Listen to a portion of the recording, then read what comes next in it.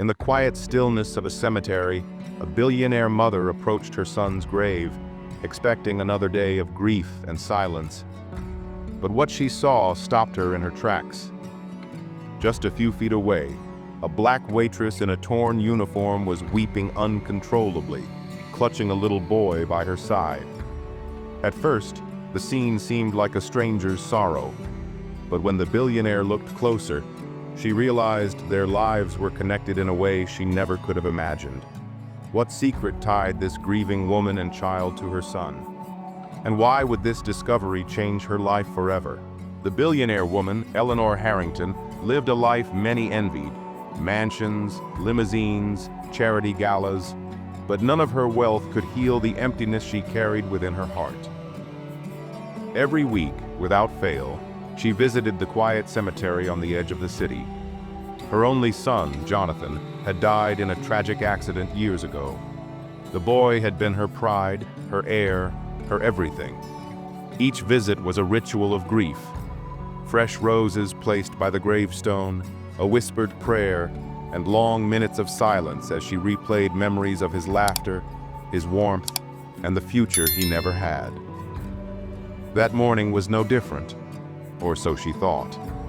The sun cast a golden hue across the marble stones, and the world felt almost still, frozen in reverence. Yet, as Eleanor approached her son's grave, she noticed something unusual. Just a few feet away, by the row of graves that belonged mostly to those without wealth or legacy, she saw a woman, dressed in a faded waitress uniform, kneeling on the ground. The woman was clutching a small boy, tears streaming down her face as the child tried to comfort her. Eleanor paused, surprised. Cemeteries were often filled with mourners, but this scene felt different. The intensity of the woman's sobbing, the exhaustion on her face, and the frailty in her frame, it all tugged at something deep inside Eleanor. She found herself watching, unable to turn away. What grief could rival her own? What pain was hidden in this quiet corner of the cemetery? Eleanor didn't know yet, but she was about to find out. The woman's clothes told a story Eleanor couldn't ignore. A diner apron still stained with yesterday's coffee, shoes that had seen too many double shifts, and hands marked with calluses. The boy beside her, no older than 7, looked fragile, wearing an oversized second-hand jacket. He clung tightly to her, trying to be strong though his wide eyes betrayed fear and sadness. Eleanor's instincts sharpened. As someone who had spent her life navigating high society, she could usually glance at a person and know their story. But this woman's pain was layered, too deep to read at once. Why was she here, sobbing so openly, as if the entire world had collapsed? Her curiosity wrestled with her grief. For years, Eleanor had told herself that her son's death was the deepest sorrow life could offer. Yet here was a stranger, kneeling at a grave, embodying a grief that seemed to consume her whole being. For a fleeting second, Eleanor even felt almost protective. The child whispered something, and the woman nodded weakly, brushing his hair back. Eleanor noticed the way the boy stared at the gravestone with confusion and hurt, as if trying to understand a truth much larger than himself. And in that fragile moment, Eleanor realized this wasn't just a personal tragedy unfolding. It was a story about survival, loss, and love far beyond material wealth. Something inside her shifted. She knew she couldn't simply walk away. Eleanor returned to her son's grave, but her attention kept drifting back to the pair. Their presence was like a mirror reflecting her own grief, but tinted by a life far different from hers. She thought of the sharp contrast between them. She, a billionaire whose grief was cushioned by luxury, and this woman, who likely faced the crushing weight of loss without even the security of tomorrow's rent. As minutes passed, Eleanor began piecing fragments together. The waitress wasn't visiting her own grave. Her body language was too lost, too collapsed. This was recent. This pain was raw. Eleanor's suspicions confirmed themselves when she heard the woman whisper a name, her voice breaking. Michael. Eleanor froze. Jonathan, her son, had once spoken about a schoolmate named Michael years ago, a boy whose family had struggled financially, yet who had always defended Jonathan against bullies. Could this be the same family? Her heart pounded as she remembered Jonathan describing Michael as the bravest kid he knew. If so, then fate had woven their paths together again, right here among the gravestones. The realization shook Eleanor. She thought her grief was singular, untouchable, but perhaps grief was a thread that bound lives together across class, race, and circumstance. And standing before her now was living proof. The boy shifted, and for the first time Eleanor noticed something that made her gasp silently. On the grave before them lay a small photograph, a man in military uniform, strong, proud, with a striking resemblance to the child. The name etched into the stone confirmed it. Michael Brooks. Eleanor's chest tightened. It was Jonathan's old friend. Michael had grown into a soldier, a protector of the nation, and now he rested here, his life cut short. Eleanor could barely process it. Jonathan and Michael, once innocent boys who dreamed of futures ahead, were now both gone. 2 lives extinguished, 2 mothers left shattered. She glanced again at the waitress. Could this be Michael's widow? Or perhaps his sister, now left raising the child he left behind? Questions swirled, but one truth pierced through. Grief didn't care about status. Here they were, side by side, 2 women from worlds apart, united by loss that money couldn't erase. And yet, Eleanor realized something deeper. Her son had once told her that Michael believed in kindness above all things, that even when others mocked or excluded him for being poor or for being black in a wealthy, exclusive school, Michael never wavered in his loyalty or courage. Eleanor's heart ached. Michael had been the kind of friend Jonathan had cherished most.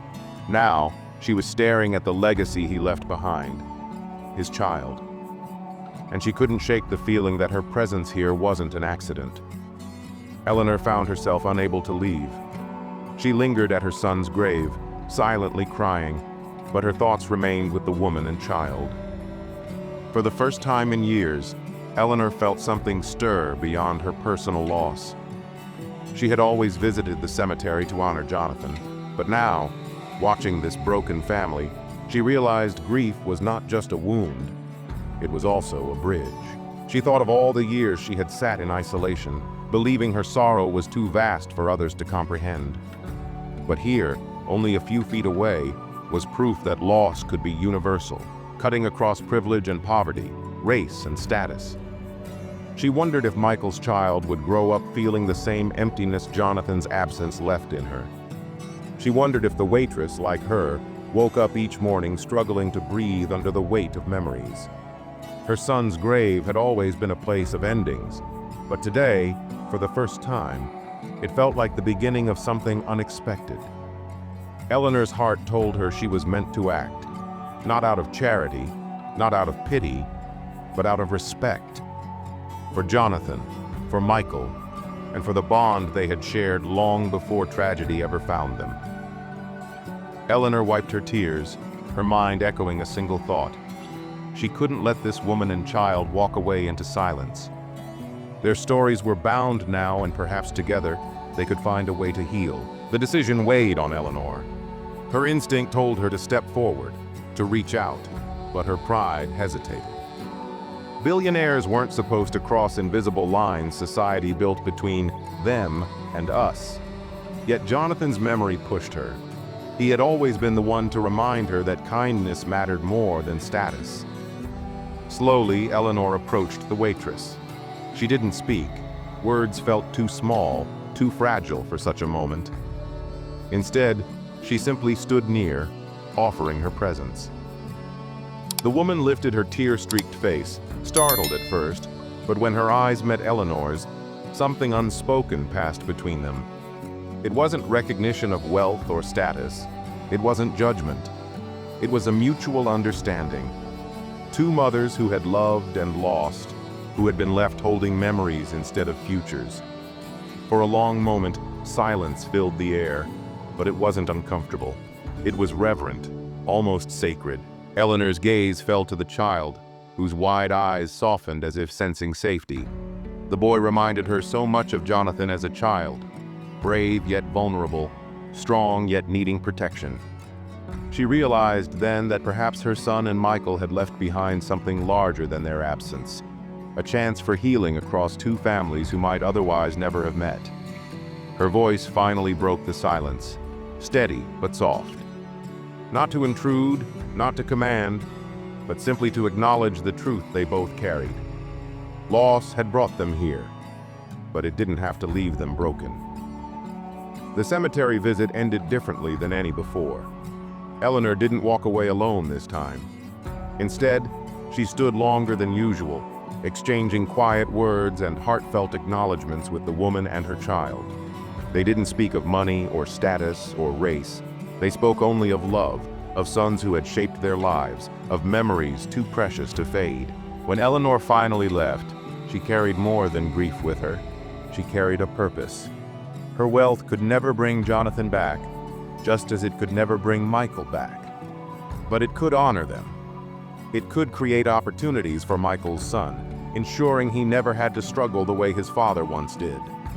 And more than money, Eleanor could offer presence, respect, and a bridge of compassion that crossed the boundaries society had drawn between them. In the weeks that followed, the bond grew. The waitress and her child became part of Eleanor's visits, transforming lonely rituals into moments of shared remembrance. Slowly, healing stitched itself through the cracks of their broken hearts. And as Eleanor placed fresh roses on Jonathan's grave one quiet afternoon, she whispered a promise, not just to her son, but to Michael too, that their friendship would live on, not in memories alone, but in the lives they had left behind.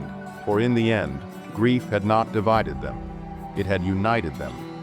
And perhaps that was the greatest legacy love could ever leave.